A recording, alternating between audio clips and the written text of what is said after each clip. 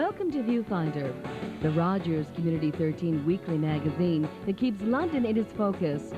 On today's show, we'll see a profile of South Secondary School, eavesdrop on a London Free Press editorial board meeting, and learn about scary events at the Middlesex County Building. But first, let's meet with stained glass artist Scotty Giffen.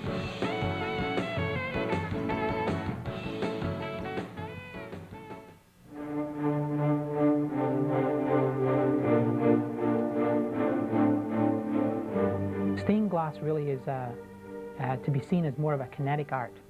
It's not a static art. It's not like looking at a painting in an art gallery or a painting on the wall.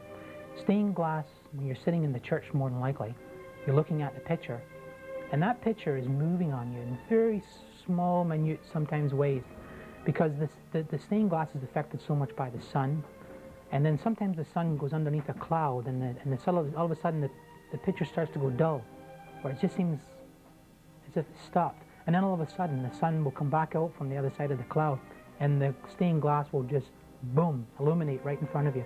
So stained glass really is a kinetic art form. That's how I see it. I really see it as me putting colored glass in front of the sun, and then let the sun create a bit of magic in there. Yep. I recognized that color is the most important. So here, for example, I'm working on a window. There's no design or any pattern in this particular layout here. It's just the color, because the color sets the mood, sets the tone, sets the feeling. It's the feeling of stained glass that I'm after. I would imagine that the stained glass hasn't changed that much, except that the artists have changed. A lot of stained glass is very similar to what was found in the past, except we may not have quite the amount of the artists and craftsmen who actually work in the field.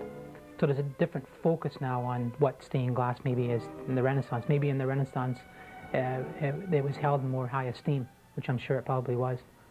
And there was probably a lot more people, you could say, doing stained glass back then than there are today.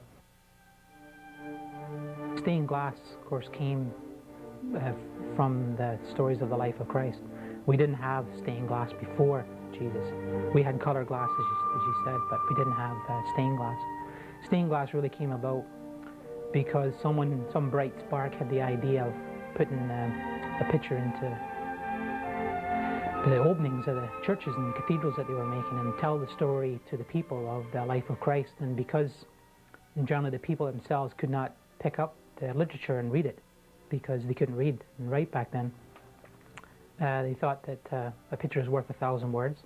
So that's how stained glass came about, really. It was a necessity, or there was a need for it. Yeah, so I see myself as an artist today, making a living doing art, and my art happens to be stained glass. And I do think that I bridge both worlds. I have to bridge the world where I'm meeting people's other expectations of what stained glass is. Say it's a church window. I'm sort of doing what they want me to do that suits their church, suits that congregation. But at the same time, I'm always looking for areas or parts of the window where maybe I can tell my own story or involve myself in the window. When I initially got interested in stained glass, I thought it would be great to make a window for someone's home or in an art gallery. And then I thought it would be great to make a window for a church. And I've done these now. And now it's just wonderful to go day after day, this is what I do. And I spend my time making something that leaves here and goes into some church. So I feel like everything I'm doing here is worthwhile, and it's been appreciated in some house, church, a yacht, for instance, recently. So I was invited up to the shipyard where they actually, up in St. Thomas, where they make yachts for people for all over the world. And this gentleman wanted stained glass in his galley of his yacht.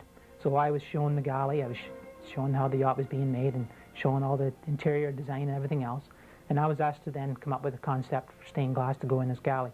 And I did it, and they loved it, and now that stained glass is sailing around the world. But it was made here. When I'm working, I'm focused. I'm focused on what it is I'm actually trying to work on, based on the individuals that commission me, the work itself, the church, a whole series of things. I'm trying to put it all together. And you know that at some point during the day, things start happening. It can be you're drawing away on something and the music clicks, and you don't notice it until afterwards, and all of a sudden you realize that for a little while there, you really weren't sure where you were. It seemed like I was watching myself actually do what I'm doing. But you're unaware of it at the moment it's happening. You're actually just aware of it just as you come back. You say, oh, wow. And that's those moments really that you're looking for. The easiest way really is just to learn how to relax. And once you learn to relax and become aware, it starts to grow within you, that awareness. And making that awareness grow is taking me and my stained glass further than I can imagine. I just dream about it, but it's that belief in myself that I can do this. And if I just tap into my own inner sources, I can just go further and further and further. It's that moment where you just feel that the world has somehow disappeared and you're in your own sort of world. And everything seems to be right. Nothing seems to be wrong. All the problems that you had when you came downstairs have all dissipated, and you're sort of at one with yourself, and you're enjoying everything that you do. And then you realize that, and that's a wonderful thing. So every day, I think the artist comes down to try and get that experience one more time, and you just keep on going and keep on going. That's a wonderful thing to aim for. Because art today is everything. There's just so much variety in art today. It's wonderful. Yep.